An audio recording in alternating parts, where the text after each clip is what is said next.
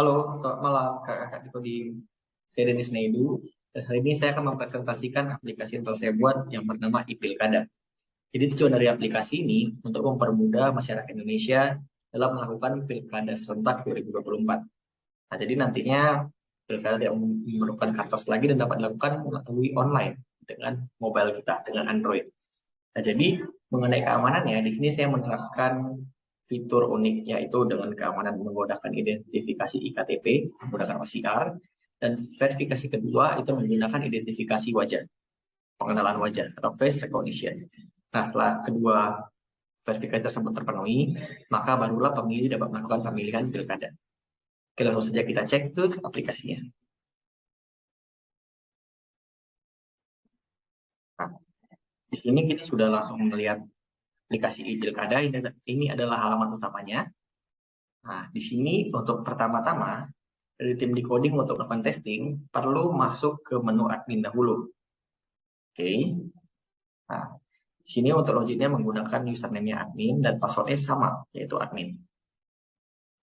Oke, klik submit.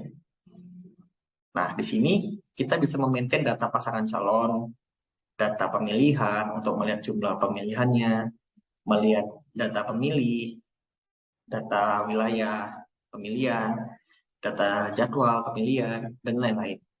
Nah, jadi pertama-tama perlu dilakukan untuk testing aplikasi ini, kakak-kakak di coding harus masuk ke menu pemilih, dan saya sudah menyiapkan data testingnya yang bernama decoding, dan nicknya itu 1 sampai 6. Oke, nah jadi di sini dapat klik saja yang decoding, maka akan mengelola data dari database. Dan di sini saya menggunakan database Firebase ya sebagai database-nya. Jadi kita get data menggunakan internet. Nah, di sini saya sudah menyiapkan data foto saya.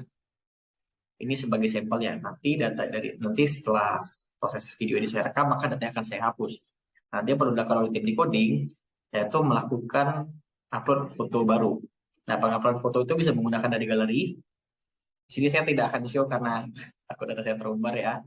Nah, jadi saya akan mencontohkan untuk pengambilan menggunakan kamera. Dengan kamera kita bisa mengambil gambar. Saya bisa mengambil gambar seperti ini. Nah, tinggal arahkan saja kameranya ke wajah. Ini wajib tidak boleh ada wajah orang lain ya di belakangnya, Bapak, kakak-kakak. Jadi fotokan saja wajah. Oke.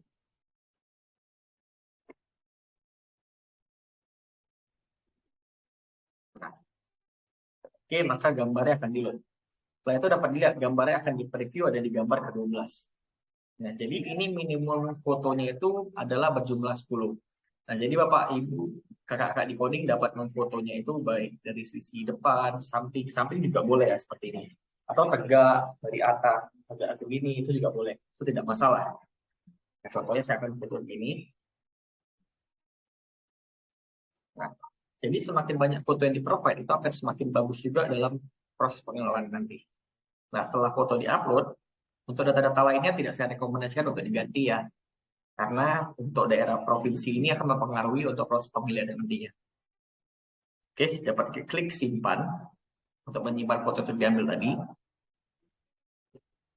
Ini sedang memproses ya. Setelah berhasil, maka akan muncul dialog proses menyimpan data. Tinggal klik OK saja, maka akan keluar. Nah, setelah ini, saya akan mendemokan untuk proses pemilihannya. Nah, jadi pertama-tama, Bapak, kakak-kakak dapat klik floating button vote di sini ya. Tinggal klik saja. Maka akan diminta untuk posisikan iktp Anda sesuai kotak merah. Nah, jadi sebagai contoh, karena saya tidak ingin mengubah data KTP saya ataupun kakak di coding, saya menggunakan data contoh yaitu, oke, sebentar ya, saya akan share ya. Nah, misalnya saya akan follow di sini ada teks ya, saya terus di dompet saya ya 1 sampai 6, tinggal diarahkan, usahakan gambarnya fokus ya kakak. Oke, klik foto. Nah, maka aplikasi akan mengenali teks yang ada di kamera sesuai dengan kotak merah tersebut. Nah, jika sudah, tombol ceknik akan berwarna merah. Kita dapat klik saja. Nah, setelah diklik, akan muncul konfirmasi data. Nah, di sini kakak bisa lihat ya, kayaknya sudah benar ya, nama, decoding, agama, Nah, ini karena data dummy, data testing ya, saya isikan random saja tadi. Oke, jadi saya dapat klik ya.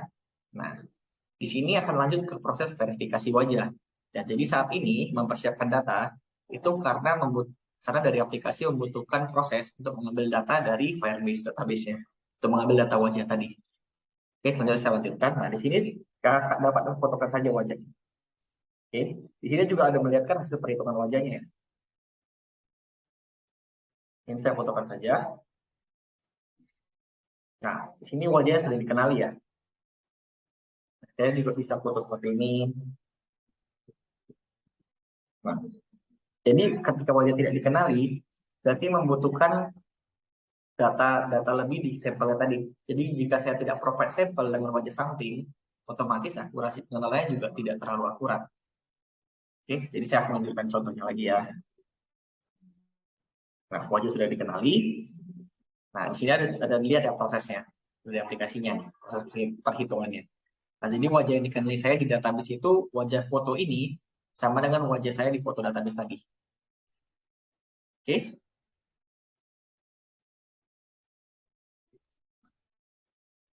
Nah, sini saya klik lanjutkan. Nah, di sini saya dapat melakukan pemilihan gubernur ataupun bupati atau wali kota. Saya dapat klik saja gubernur, misalnya ya. Nah, di sini ada pasangan calon yang dapat saya pilih. Ini data sampel saja ya. Oke, jadi misalnya saya ingin melakukan pemilihan bupati atau wali kota ataupun gubernur, karena pilkada itu menyangkut pemilihan gubernur atau wali kota. Misalnya saya ingin melakukan pemilihan gubernur, dapat memilihnya saja. Jika saya ingin menentukan pemilihan saya tinggal klik saja pada pasangan calonnya, gambarnya. Ini untuk konfirmasi, jika saya klik tidak, saya dapat memilih lagi. Jika ya, maka tinggal klik ya saja. Oke, jika sudah berhasil, maka saya tidak dapat melakukan pemilihan gubernur lagi. Oke, saya ingin melakukan pemilihan bupati atau wali kota. Nah, di sini sama seperti sebelumnya. Nah, ini karena ada gambar proses ya. Nah, setelah terload, saya tinggal klik lagi. Misalnya, pada pasangan nomor 3. Oke, saya klik. Oke. Nah, jika saya sudah memilih keduanya, maka akan muncul dialog tidak dapat memilih lagi. Oke, saya klik ya, maka akan balik ke menu utama aplikasi. Nah, di sini saya tadi kan sudah melakukan pemilihan nih. Saya ingin melihat hasil, misalnya saya ingin melihat statistik pemilihan gubernur saat ini di Provinsi Sumatera Utara. Nah, ini provinsi ini sesuai data yang ada di database admin yang sudah di-maintain oleh admin tadi. Oke, jika sudah pilih, saya tinggal klik saja lihat hasil. Nah, jadi di sini kita bisa melihat jumlah suara yang ada pada aplikasi yang sudah terdaftar di database aplikasi e-Pilkada. Nah, di sini kita dapat lihat suara yang sudah masuk 90%, dan ada sisa suara ini diambil dari jumlah penduduk di provinsi tersebut.